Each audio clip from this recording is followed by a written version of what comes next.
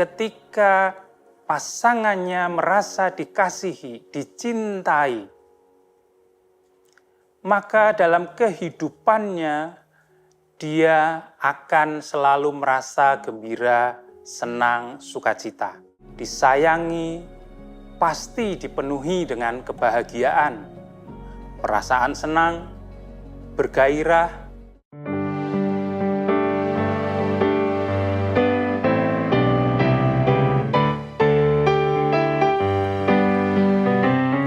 Bersukacitalah selalu, tunjukkan wajah gembiramu.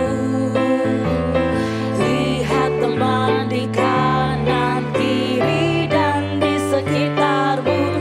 Berikan salam damai, karena kasih karunia serta pengampunannya diberi.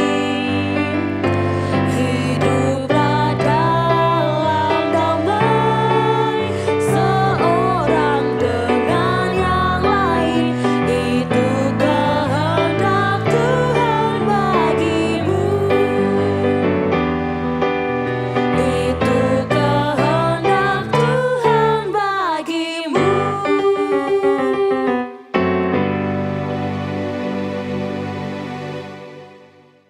Selamat pagi, sahabat Morning Grace. Kita jumpa lagi untuk bersama-sama merenungkan firman Tuhan yang akan menjadi pemandu di dalam kehidupan kita sehari-hari. Sebelum kita mulai merenungkan firman Tuhan, mari terlebih dahulu kita berdoa. Tuhan Yesus, kami mengucap syukur untuk kesempatan pada pagi hari ini kami boleh kembali merenungkan firman Tuhan. Urapi kami yang berbagi renungan pada pagi hari ini, juga setiap pemirsa Morning Grace ini Tuhan, sehingga setiap kami mendapatkan berkat dari firman Tuhan pada pagi hari ini. Dalam Kristus Yesus kami berdoa. Amin. Ya, kita akan bersama-sama merenungkan firman Tuhan yang saya ambil dari Matius 3 ayat 17. Dikatakan demikian. Lalu terdengarlah suara dari surga yang mengatakan, "Inilah anakku yang kukasihi, kepadanyalah aku berkenan." Kasih bersinonim dengan kata sayang, cinta, atau suka. Berkenan dari kata dasar kenan artinya setuju, boleh atau diizinkan. Atau dengan kata lain, diakui, diterima. Dikasihi dan dikenan berpengaruh pada perasaan, mental seseorang dan juga perilakunya. Dalam narasi teks ini, saat Yesus dibaptis, Yesus memperoleh konfirmasi atau peneguhan, pengakuan dari Allah Bapanya bahwa ia dikasihi, dicintai, disukai. Bahkan ia dikenan, yaitu diakui, diterima oleh Bapanya. Sahabat Morning Grace, perasaan seorang yang dicintai, dikasihi, disayangi, pasti dipenuhi dengan kebahagiaan, perasaan senang, bergairah, dan perasaan positif yang lainnya. Tidak hanya berpengaruh di dalam perasaan saja, hal itu juga berpengaruh pada pikiran seseorang. Artinya seseorang yang merasa dicintai, dikasihi, dia akan berpikiran positif dalam kehidupannya. Dan juga dalam tindakan-tindakannya atau perilakunya. Misalnya saja, seorang atau pasangan yang sedang jatuh cinta. Ketika pasangannya merasa dikasihi, dicintai, maka dalam kehidupannya dia akan selalu merasa gembira, senang, sukacita.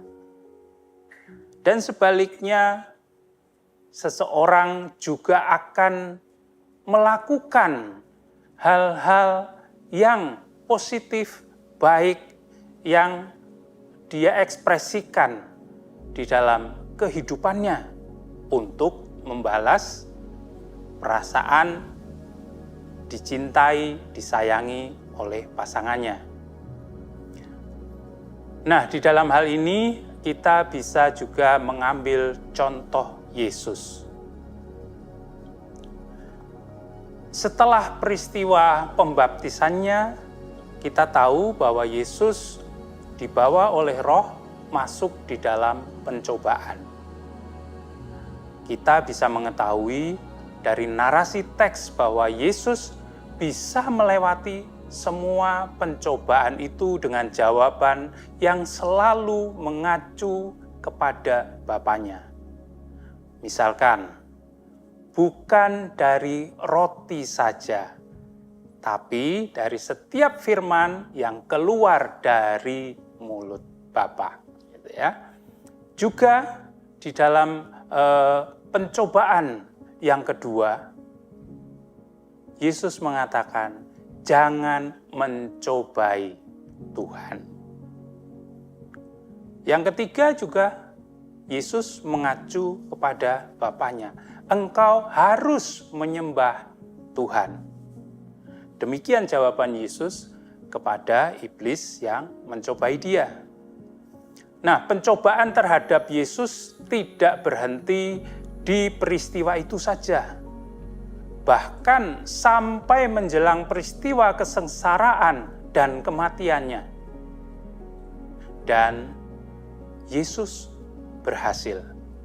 Sekalipun tentu saja proses pencobaan yang dialami Yesus sangat berat. Dalam pemahaman saya, peristiwa peneguhan saat pembaptisan Yesus itulah yang menjadi kekuatan Yesus.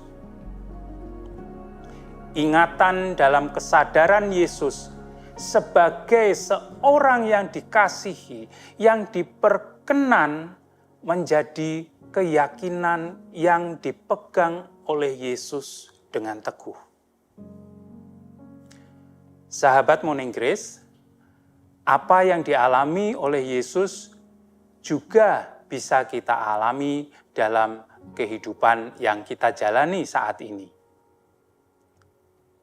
Ketika kita mengalami peneguhan Bapa di dalam perjalanan hidup ini, kita bisa menggunakan momen itu menjadi tonggak-tonggak iman yang bisa kita ingat dalam kesadaran kita ketika kita mengalami pergumulan hidup. Kita bisa tetap berperasaan positif, misalnya tidak putus asa, tidak muram, kesedihan yang mendalam, tidak berpengharapan dan lain-lain. Kemudian bisa berpikir positif, tidak menyalahkan pihak lain, memikirkan ide-ide solutif dan kreatif dan lain sebagainya. Dan dalam bertindak dengan semangat mewujudkan apa yang diinginkannya. Mengalami kasih itu bisa mengubah kehidupan seseorang.